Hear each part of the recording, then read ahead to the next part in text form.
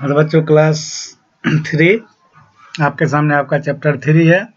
इसमें एसएसटी का चैप्टर 3 है, फिजिकल फीचर्स ऑफ इंडिया, यानी भारत की जो भौगोलिक संरचना है उसके बारे में हम पढ़ेंगे कि दुनिया के नक्शे पे जो हमारा भारत है वो कैसा है। इसमें काफ़ी कुछ हम पढ़ भी चुके थे ना।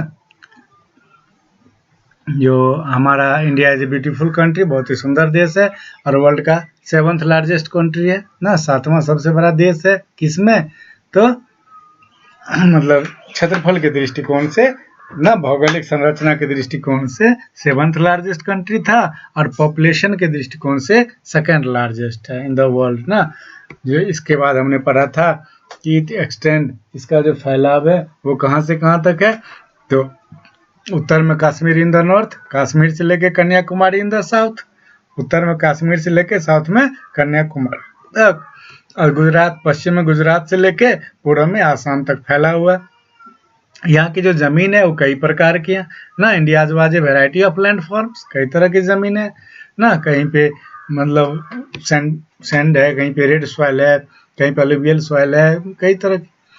There are high mountains with snow peaks, यहाँ कई पहाड़े हैं जिनकी चोटियाँ जो है बर्फों से ढके रहते हैं ना, उस पर झरने होते हैं, पठार भी हैं कई सारे, रिवर्स, नदियाँ भी हैं, गहरी घाटियाँ भी हैं, डीप वैलीज भी हैं, प्लेन्स, डिजर्ट सभी हैं ना। अब इसके बारे में हम पढ़ रहे थे तो प्लेन्स का हिस्सा हमने पढ़ लिया था कि जो फ्लैट लैंड होता है, समतल जमीन का जो हिस्सा होता है उसको हम प्लेन्स कहते हैं। यहाँ पर जो है इजी होता है किसी भी चीज़ को बिल्ड करना, बनाना। जैसे अगर घर ही बनाओगे तो समतल जमीन रहता है तो इजीली बना लोगे, लेकिन अगर माउंटेन एरियाज है, पहाड़ी इलाके हैं, तो एक तरफ पहाड़ दूसरी तरफ खाई, तो काफ़ी दिक्कतें होती हैं रोड बनाने में, हाउस बनाने में, घर बनाने में ना, या फिर रेलवे की पटरी बिछाने में, पुल बनाने पड़ते हैं ना। तो लैंड एरियाज होता है फ्लैट, यानी समतल होता है। कहता है in India the northern plains ले टू साउथ टू, मतलब साउथ ऑफ हिमालयाज, हिमालय के दक्षिण में फैला हुआ है, यानी हिमालय के दक्षिण में ही पड़ेगा ना। हमारे नॉर्थ में हिमालय है, उत्तर में हिमालय है, तो हम लोग तो हिमालय के दक्षिण में ही है ना। तो हिमालय के दक्षिण में फैला हुआ है और इसको कहते हैं ग्रेट प्लेन्स ऑफ इंडिया। ये भारत का जो है मैदानी भाग है, बहुत विशाल मैदानी भाग है। कहता है many rivers like Ganga Yamuna flow through this plains, इससे होके गंगा यमुना वगैरह रिवर गुजरती हैं, ये सब हम पढ़ चुके थे। They make the northern plains fertile, सही बात है, नदियाँ क्या करती है, जमीन को उपजाऊ बनाती हैं, क्योंकि वो जो लाती हैं क्या, fertile soil, fine alluvium particles and silt. नदियाँ अपनी पानी के साथ बहा के जो लाती हैं क्या, उपजाऊ मिट्टी लाती हैं ना, रेत के काफ़ी उपजाऊ मतलब कण लाते हैं। बाढ़ जैसे आती है तो मिट्टी उपजाऊ हो जाती है ना, क्योंकि रिवर्स के जो वाटर में जो होता है सिल्ट होता है, फाइन अलुवियम होता है ना, इस कारण से। कहता है being fertile different types of crops are grown here, चूंकि ये फर्टाइल है तो यहाँ पे जो है, यहाँ का लैंड जो है काफ़ी फर्टाइल है, तो फर्टाइल है तो कई सारे टाइप्स ऑफ क्रॉप्स जो है यहाँ पे ग्रोन होते हैं, उगाए जाते हैं ना। कहता है Punjab, Haryana, Uttar Pradesh, West Bengal, Bihar and some holy cities, Haridwar, Allahabad, Varanasi, Rishikesh, ये सब जो है इस नॉर्दर्न प्लेन्स में लोकेटेड है, स्थित है। कहता है एक a large number of India's population live in this plain, इस प्लेन मैदानी इलाके में जो है सो भारत का काफ़ी बड़ा मतलब जनसंख्या रहता है, काफ़ी बड़ी आबादी यहाँ रहती है ना। तो ये प्लेन्स एरियाज हम पढ़ लिए थे। अब प्लेन्स एरियाज में को भी डिवाइड किया गया, बांटा गया, तो हमने ग्रेट मतलब इंडियन प्लेन्स पढ़े थे। अब है east coastal plains of India. अब ये प्लेन्स जो है, मैं समतल भाग जो है वो तटीय इलाके में भी होता है, समझ गए। तटीय इलाका मतलब समुद्री किनारा, समुद्री किनारे में। कहता है the wide stretch of land between the eastern Ghat and the bay of Bengal, यानी पूर्वी घाट जो है और बंगाल की खाड़ी, इस दोनों के बीच में, ठीक है, is the eastern coastal plain. ये जो जमीन का क्षेत्र है पूर्वी घाट, ठीक है, पूर्व में क्या है जी, पूर्व में आसाम है ना, तो आसाम से लेके, कहने का मतलब है आसाम से लेके और बंगाल की खाड़ी तक जो जमीन का टुकड़ा फैला हुआ है उसको हम ईस्टर्न कोस्टल प्लेन्स कहते हैं, ठीक है। It start from Tamil Nadu in the south to West Bengal in the north, ठीक है, यानी तमिलनाडु से लेके ईस्टर्न घाट में हमने आसाम देख लिया था, लेकिन आसाम तो पहाड़ी इलाका है ना, वेस्ट बंगाल ही ना तटीय इलाका है जी, कोस्टल एरियाज है, तो वेस्ट बंगाल, ठीक है। तो वेस्ट तमिलनाडु से लेके वेस्ट बंगाल तक फैला हुआ है, ठीक है। कहता है कि इसमें भी काफ़ी सारे रिवर्स हैं जो कि यहाँ से होके फ्लो करती हैं, बहती हैं। वो कौन कौन सी है? तो महानदी है, ठीक है, ईस्टर्न कोस्टल प्लेन्स हम पढ़ रहे हैं। महानदी है, गोदावरी है, कावेरी है, कृष्णा, ये सभी इस एरिया से होकर बहती है। इस एरियाज को 6 रीजन में डिवाइड किया गया, ठीक है, अलग अलग नदियाँ जो बह रही हैं तो उसके हिसाब से इसको अलग अलग रीजन में, क्षेत्र में डिवाइड किया गया।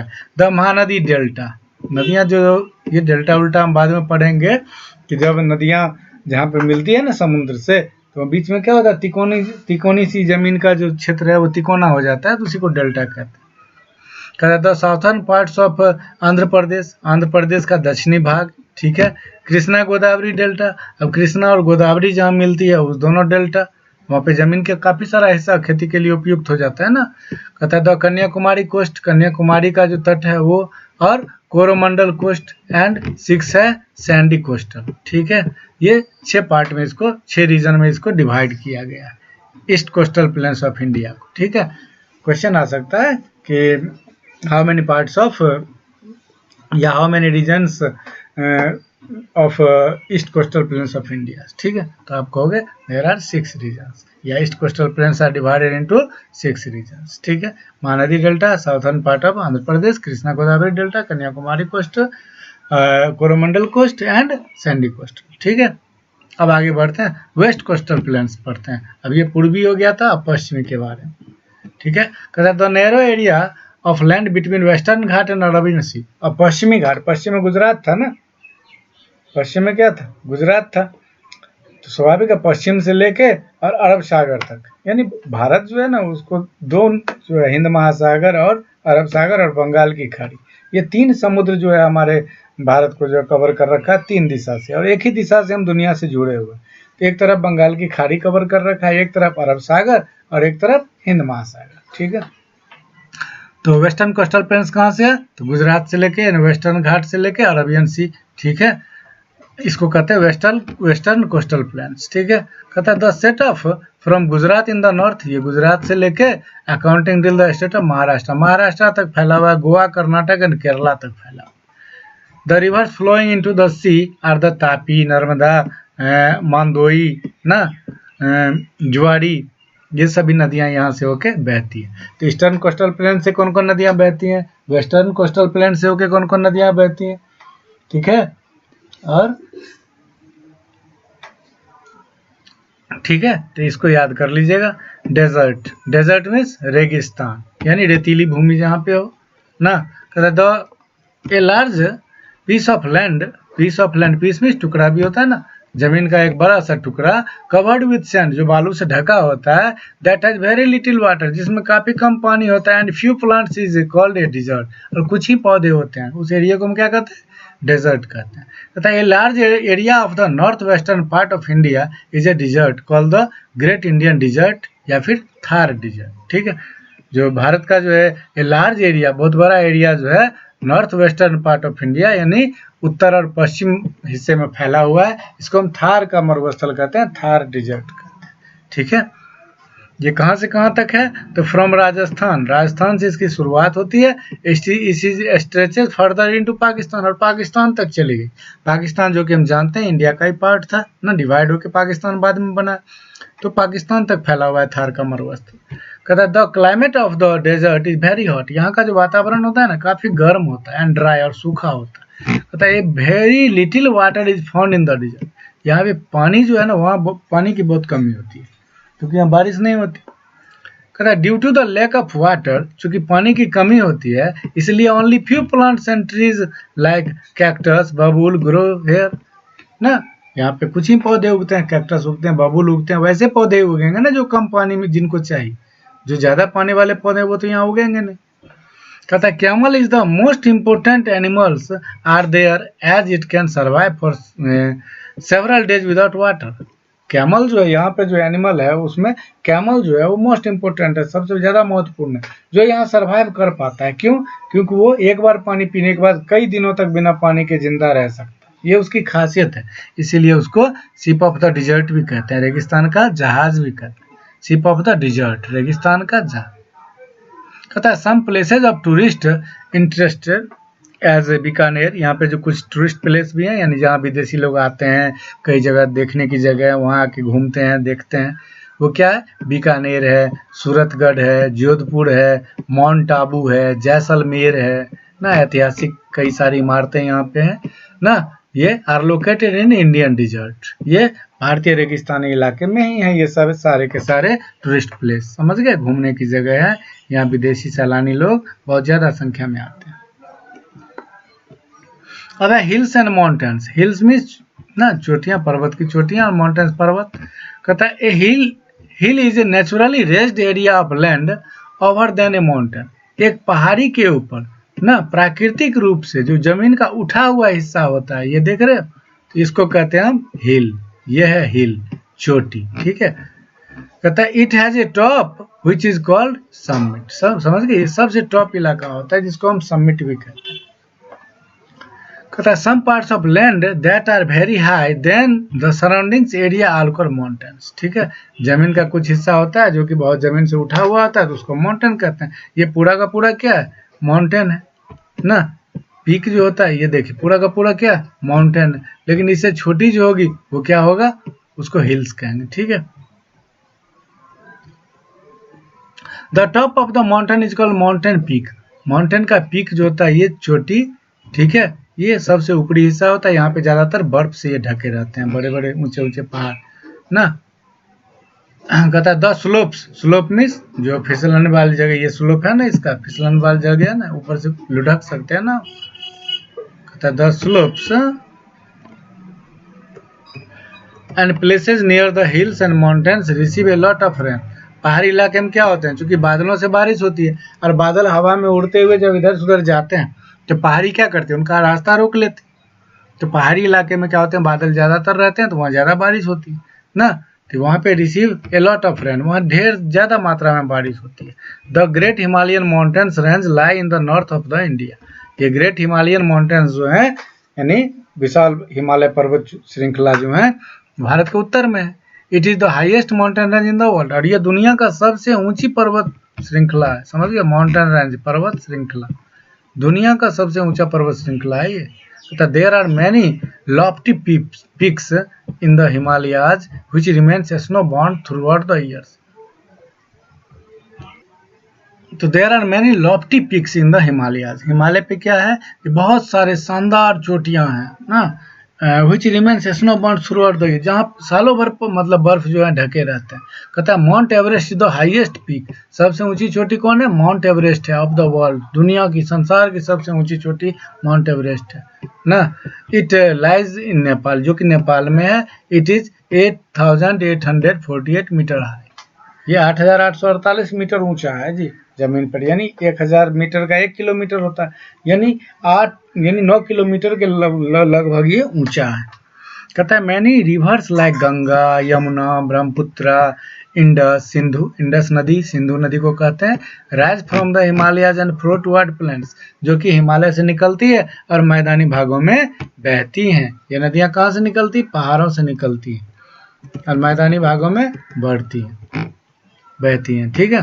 कहता है number of states are located in Himalayan range, Himalayan range में जो है मतलब हिमालय पर्वत श्रृंखला में कई सारे राज्य जो है वो स्थित हैं, जैसे कि जम्मू कश्मीर, सिक्किम, अरुणाचल प्रदेश, उत्तराखंड, हिमाचल प्रदेश, ये सब पहाड़ी इलाके हैं ना, तो सारे के सारे हिमालयन रेंज में ही हैं, समझ गए। There are other mountain range in India, Bharat में दूसरे माउंटेन रेंज भी हैं। The Satpura range in the central India, Bharat के बीच में, सेंट्रल इंडिया मतलब बीच में क्या है, सतपुरा रेंज है, सतपुरा पहाड़ की पर्वत श्रृंखला है सतपुरा। ये तो हिमालय पर्वत श्रृंखला पढ़े थे ना, जो कि इंडिया के नॉर्थ में है। अब ये सतपुरा पर्वत श्रृंखला कहाँ पे है, तो सेंट्रल इंडिया में है, भारत के बीच में, समझ गए। तो 2 माउंटेन रेंज को हमने पढ़ लिया, ओके।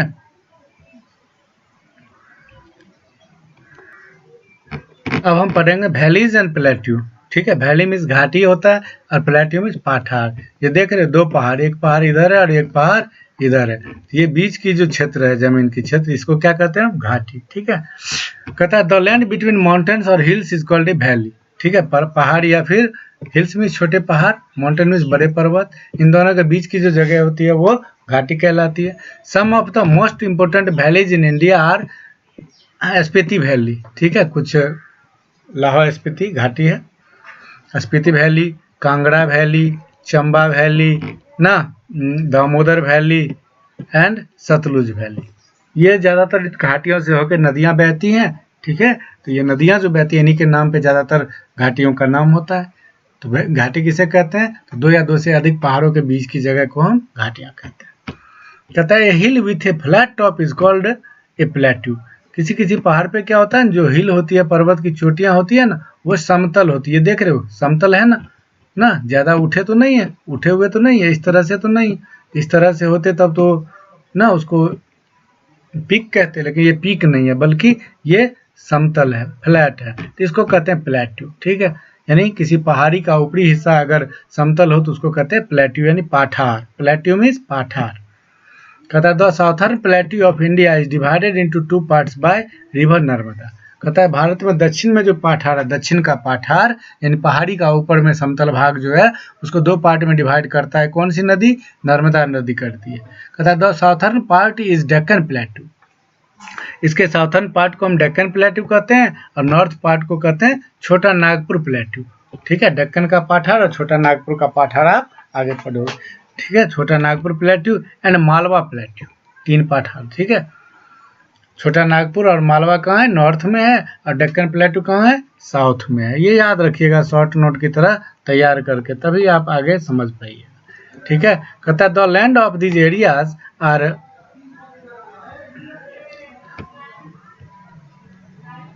अनइवन एंड रॉकी, ठीक है। यहाँ की जो जमीन होती है वो क्या होती है? यहाँ की जमीन क्या होती है? यूनिवैन। यूनिवैन मतलब क्या होता है?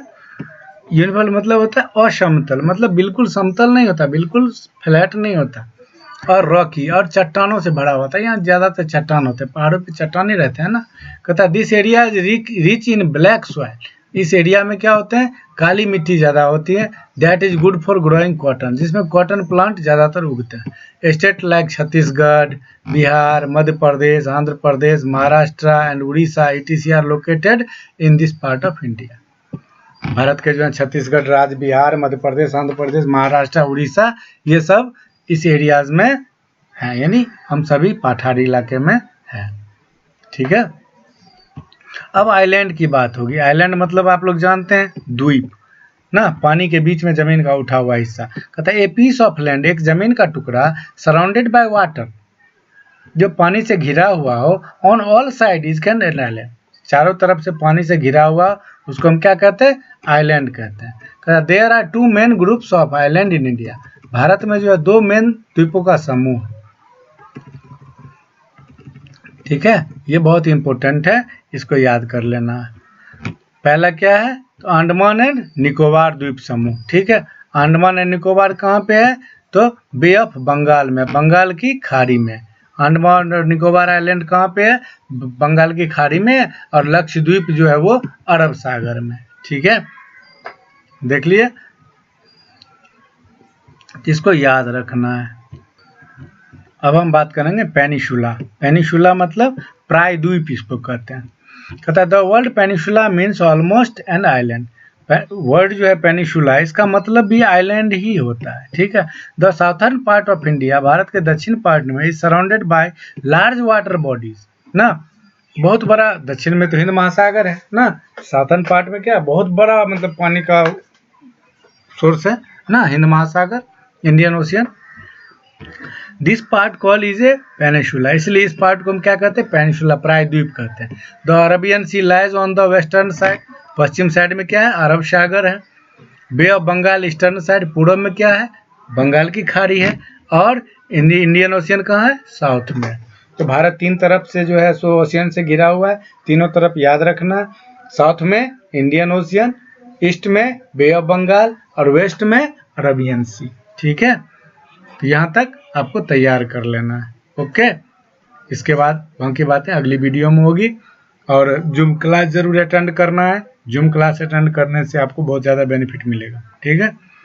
और इसको याद कर लीजिएगा वर्ड मीनिंग को। काफ़ी सारे वर्ड मीनिंग्स जो दिए नहीं गए लेकिन वीडियो में हम बताते हैं, जैसे पेनिसुला, प्रायद्वीप, तो इस सबको आपको याद करना है। ठीक है, ओके बाय।